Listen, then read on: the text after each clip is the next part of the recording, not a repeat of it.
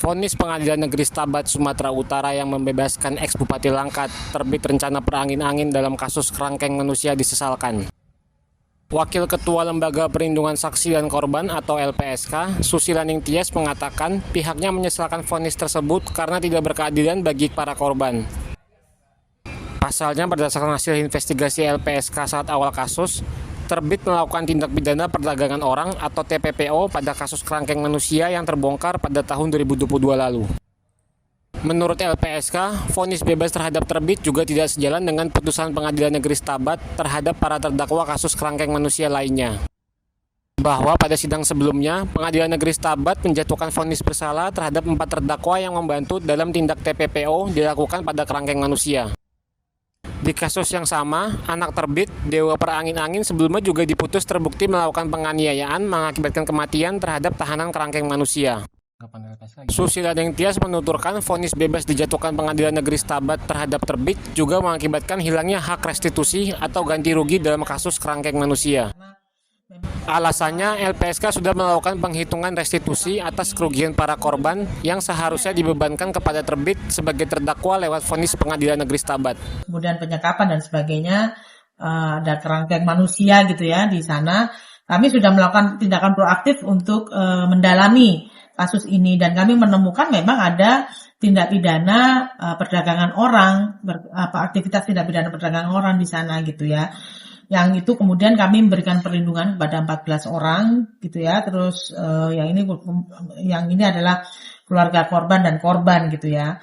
Nah, terus kemudian juga selain itu juga sebenarnya sebelumnya itu sudah ada putusan pengadilan di bulan-bulan November gitu ya tahun 2022 di PN Stabat yang memutuskan ada 4 terdakwa nih yang memutuskan bahwa mereka ini dikenai pidana karena membantu melakukan tindak pidana perdagangan orang. Jadi mereka itu hanya membantu. Sementara kan yang utamanya kan sebenarnya yang TRP kemarin Bupati Langkat itu. Jadi itu terus sebelumnya juga ada putusan berkaitan dengan penganiayaan yang menyebabkan kematian.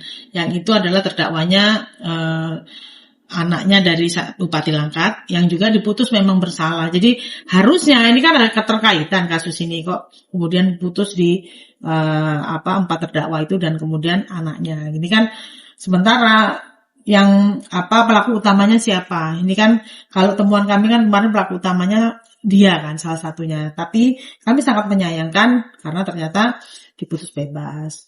Itu terus kami sih mendukung ya upaya dari kejaksaan untuk melakukan kasasi gitu berkaitan dengan vonis bebas tersebut. Bu, kalau untuk para saksi dan korban yang menjadi terlindung LPSK sejauh ini masih diberi pendampingan atau seperti apa? Iya, jadi ada beberapa terlindung saksi dan korban tersebut yang kita berikan perlindungan fisik juga ada, pendampingan, terus ada juga penghitungan restitusi. Kami itu sudah menghitung restitusi kepada para korban ini ada 12 orang. Ya restitusinya jumlahnya 2,6 sekian miliar gitu ya totalnya gitu. Jadi sudah kami sampaikan melalui jaksa penuntut umum, cuman ya akhirnya kan tapi karena berputus bebas ya restitusi juga akhirnya nggak diputus oleh majelis hakim berkaitan dengan tuntutan restitusinya. Download Tribun X sekarang, menghadirkan lokal menjadi Indonesia.